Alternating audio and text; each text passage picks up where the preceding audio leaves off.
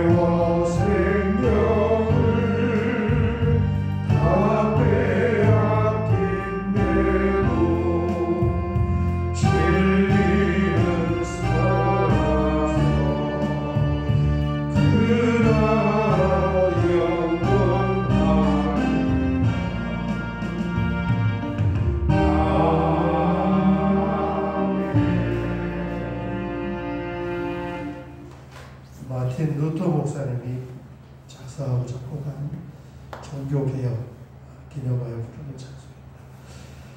우리 성경 말씀은 사도행전 17장 1절에서 9절까지 보도록 하겠습니다. 사도행전 17장 1절에서 9절입니다. 오늘부터 바울 서신 13번을 기록한 순서대로 말씀을 나누는데, 이 사도 바울이 쓴 서신 중에 가장 먼저 쓴 서신이 성경순이 전에 성경을 사도행전 다음에 로마서지만 시간 순으로는 로마서가 아니고 데살로니가 전서 후서가 가장 먼저 기록이 됐어요. 굉장히 의외입니다. 그래서 데살로니가 전서가 오늘부터 시작이 되는데 배경을 몇 시간 동안 같이 보겠습니다. 사도행전 17장 1절에서 9절이 데살로니가에 처음으로 복음이 전해지면서 교회가 세워지는 그 현장이 있습니다. 우리 같이 봉독하겠습니다. 그들이 암비볼리와 아볼로니아로 다녀가 데살로니가에 이르니 거기 유대인의 회당이 있는지라 바울이 자기의 관례대로 그들에게서 들어가서 새 안식일에 성경을 가지고 강론하며 뜻을 풀어 그리스도가 해를 받고 죽은 자 가운데서 다시 살아나야 할 것을 증언하고 이르되 내가 너희에게 전하는 이 예수가 곧 그리스도라 하니 그 중에 어떤 사람 곧 경건한 헬라인의 큰 무리와 적지 않은 귀부인도 권함을 받고 바울과 신라를 따르라. 그러나 유대인들은 시기하여 저자의 어떤 불량한 사람들을 데리고 때를 지어 성을 소동하게 하여 야손의 집에 침입하여 그들을 백성에게 끌어내려고 찾아서 발견하지 못하며 야손과 몇 형제들을 끌고 읍장들 앞에 가서 소리 질러 이르되 천하를 어지럽게 하던 이 사람들이 여기로 이르매 야손이 그들을 맞아 들었도다. 이 사람들이 다 가이사의 명을 거역하여 말하되 다른 임금 곧 예수라 하는 이가 있다 하더이다 하니 무리와 읍장들이 이 말을 듣고 소동하여 야손과 그 나머지 사람들에게 보석금을 받고 놓아 주니라. 아멘. 데살로니가 이제 바울 서신 13권을 우리가 말씀을 나눌 때 사도행전을 바울 서신 13권은 다 어디에서 기록이 되었습니까?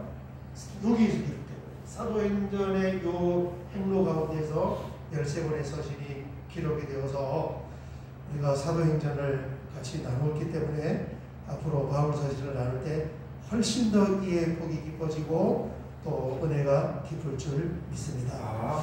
먼저 데살로니가의 지역이 위치가 어디냐 보면은 여기에요. 여기 그리스 마케도니아 지역에 빌립보 처음으로 2차 전도 때 건너가서 빌립보 전도하고 그 다음 내려가면 여기가 데살로니가, 베레아, 아테네, 고린도, 여기는 스파르타, 갱글리아 이렇게 되어 있습니다.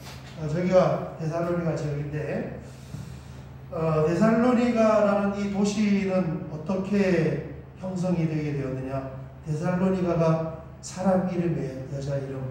누구냐 하면 알렉산더 대왕의 배다른 누나의 이름인데 그 알렉산더 대왕의 누나, 배다른 누나가 카산더라는 사람하고 결혼을 했습니다. 근데 이 카산더가 이제 알렉산더가 죽고 난 후에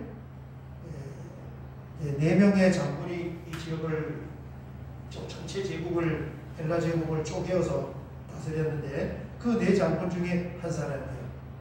말하자면 이복이지만은 어쨌든 매형이면서 알렉산더의 부하였다고. 그래서 기원전 323년에 알렉산더 대왕이 동방으로 원정을 왔다가 부상을 입고 풍토병으로 사망을 하게 됩니다. 갑자기 사망. 33살인가? 굉장히 젊었고 뭐 아기는 아주 어리고 후계 준비가 전혀 안 됐을 때 사망을 하면서 이제 휘하에 있는 이 장군들이 권력의 암투를 하다가 이제 4사람으로 압축이 되면서 이 땅덩어리를 넷으로 쪼갠단 말이에요. 그런데 이제 본진인 이 그리스 마케도니아 저쪽 동네는 누가 다스리냐면은 이 매형에 해당하는 카산더가 저쪽 지역을 다스려요. 그러면서 이제 새로 왕이 된 거죠. 쪼개져서 왕이 되면서 기념하여 신도시 하나를 거기에 있는 이런 흩어져 있던 몇 개 동네를 모아서 신도시 하나를 건설을 했는데 그 신도시를 건설을 하고 이름을 뭐라고 붙였느냐? 자기 부인의 이름을 붙인 거예요. 그 부인의 이름이 뭡니까? 데살로니가. 그렇게 해서 형성이 된 그 도시입니다. 이 데살로니가의 교회가 세워지는 현장을 오늘 우리가 같이 읽었는데 사도행전 17장 1절에서 9절의 교회가 세워지고 나중에 거기에 편지가 보내지는 것이 데살로니가 전후서입니다. 이 당시에는 이제 벌써 큰 도시가 되어서 북쪽 마케도니아의 수도이고 인구수가 한 12만 명 정도 되었다. 그러니까 지금 12만 명 정도 되는 지역에 예수 믿는 사람이 한 명도 없는 거예요. 그죠? 전도하기 좋지요. 12만 명 되면은 그래도 우리나라에서도 지금 꽤 큰 도시 정도 될 것 같습니다. 제가 며칠 전 기사를 보니까 양양시에, 양양군이죠. 양양군에 교회가 50개 있다고 하더라고요. 근데 양양군의 인구가 얼마 정도 되냐면은 한 28,000명 정도 돼요. 28,000명 정도 되는 자그마한 시골군 읍내에 교회가 50개가 있어요. 그러면은 12만 명 되는 이 데살로니가는 어느 정도 규모인가? 굉장히 큰 규모이고, 거기에 가서 처음으로 교회가 세워지는 그 교회가 데살로니가 교회입니다. 잘 아시는 대로 데살로니가는 사도 바울이 안식일에 3번 설교를 했어요.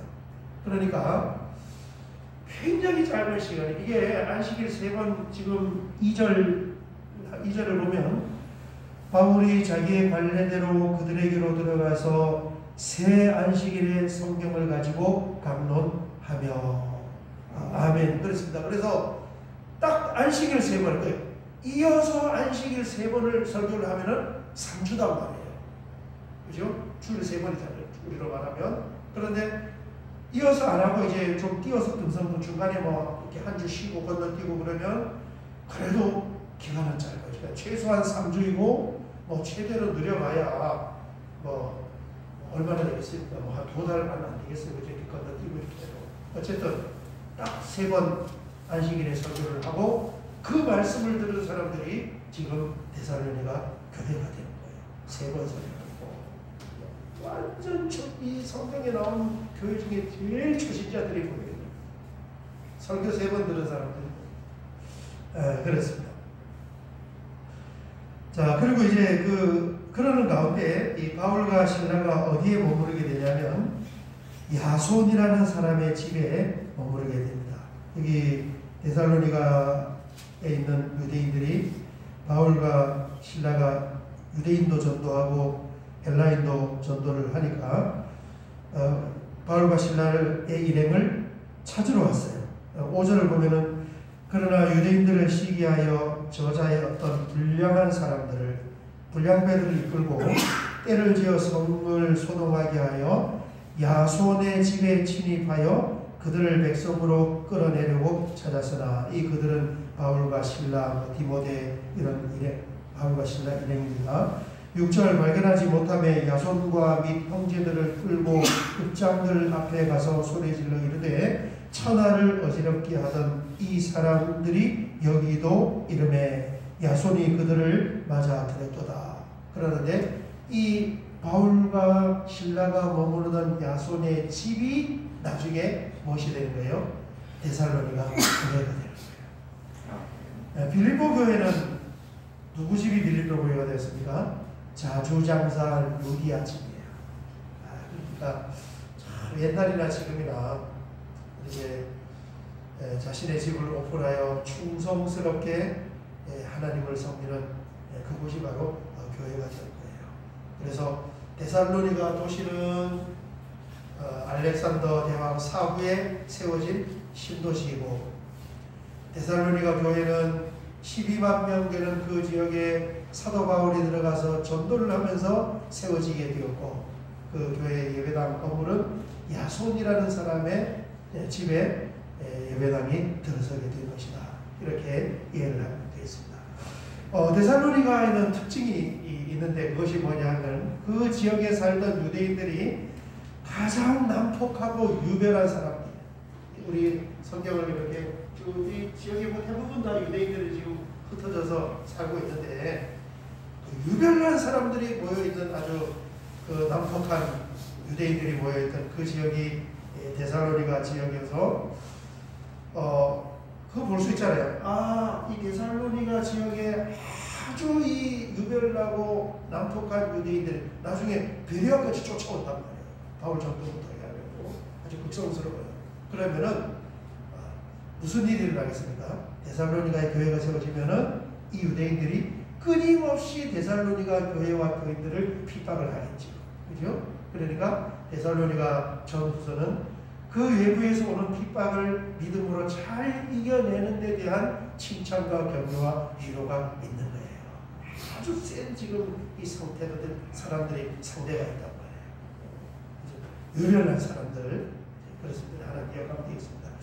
그 다음에 우리가 데살로니가 전후서에는 어떤 내용이 있습니까? 종말에 관한 내용이 있어요. 사도 바울이 그 교회에 편지를 쓸 때, 그 교회에 서신을 쓸 때 어떤 문제를 다루면은 뭡니까? 그 교회 안에 지금 그 문제가 있다는 거예요. 건전하지 못한 종말론, 이단의 사상과 같은 다미선 교회 예전에 있을 때 애들 학교도 안 보내고 막 그랬잖아요. 직장도 안 보내고. 지금도 이단들 애들 직장 안 보냈다. 일 못하게 하고 그렇게 하는 거예요. 그런 것처럼 건전하지 않은 종말론이 교회 안에 들어와 있구나 하는 것도 볼 수가 있습니다. 데살로니가 교회가 진짜 어려움을 겪은 것은 뭐냐면 바깥에 있는 외부의 사람들로부터 핍박을 받아서 어려움을 겪은 것이 아니고 무엇 때문에 어려움을 겪었느냐? 내부에 있는 이 사람들의 교회 안에 있는 문제 때문에 어려움을 겪은 거예요. 항상 그래요. 그죠? 외부에서 어떤 이 대적이나 핍박이 있으면 우리 성도님들과 교인들이 깨어서 기도하면서 잘 뭉쳐서 오히려 전진을 하는데 교회가 힘을 잃어버리게 되고 주저앉게 되고 무너지게 되는 것은 이게 참 비극이죠. 그 교회를 형성하고 있는 이 교인들 내부에서 서로 갈등을 하고 또 온전하지 않은 어떤 사상이 들어오고 그런 것 때문에 어려움을 겪게 되는데요. 오늘 여기까지 하고 같이 한번 기도할 때 내가 교회잖아요. 내가 하늘빛 교회입니다. 내가 교회인데 이 교회가 건강하게 잘 성장을 하려면은 우리 모두가 다 머리 대신 예수 그리스도를 중심으로 한 마음 한 뜻이 되어서 내부적으로 흔들림 없이 견고하게 나아갈 때 교회가 잘 자라게 되는 줄 믿습니다. 교회의 어려움은 절대 외부에서부터 오는 것이 아니라 내부에서입니다. 그게 마귀가 그렇게 일을 하는 것입니다. 오늘 같이 한번 기도할 때 머리 대신 주님을 중심으로 모두가 한 마음으로 전진할 수 있는 그런 믿음의 공동체가 되기를 원합니다. 그런 내 자신이 되기를 원합니다. 우리 주여 한번 크게 부르고 기도드리겠습니다. 주여 하나님 감사합니다. 긴 시간 동안 사도행전 28장의 말씀을 나누게 하시고 이제 오늘부터 그 여정 가운데에서 기록이 된 13권의 바울 서신을 함께 나눌 때에 지금까지 그러했던 것처럼 하나님의 풍성한 은혜가 진리의 영으로 우리와 함께하여 주어서 그동안 부분적으로 알고 있었던 성경의 말씀을 우리가 밝히 잘 알 수 있게 하여 주시고 그 성경 한 권 한 권이 우리의 심령에 새겨지면서 우리의 믿음이 꼭 놀라울 정도로 잘 자라고 성장할 수 있도록 하나님의 은혜를 허락하여 주시옵소서. 특별히 이제 데살로니가 전서가 시작이 되었습니다. 사도 바울이 가장 짧은 시간 전도하여 세웠던 그 교회에 내부적인 많은 그런 핍박과 환난도 있었지만 그것보다도 내부에서 일어나는 그 문제가 교회를 더 어렵게 한 것을 우리가 보면서 주여 우리는 깨어있으면서 믿음으로 머리 대신 예수 그리스도를 중심으로 하나님의 말씀을 붙잡고 같은 생각과 같은 마음으로 담대하게 전진하여 나란히 우리 하늘빛 교회가 안정되고 또 견고히 세워지며 또 많은 영혼들을 담아 구원할 수 있는 그런 멋있는 교회로 세워질 수 있는 내가 하늘빛 교회라는 것을 우리가 기억을 할 수 있는 그런 믿음이기를 소원합니다.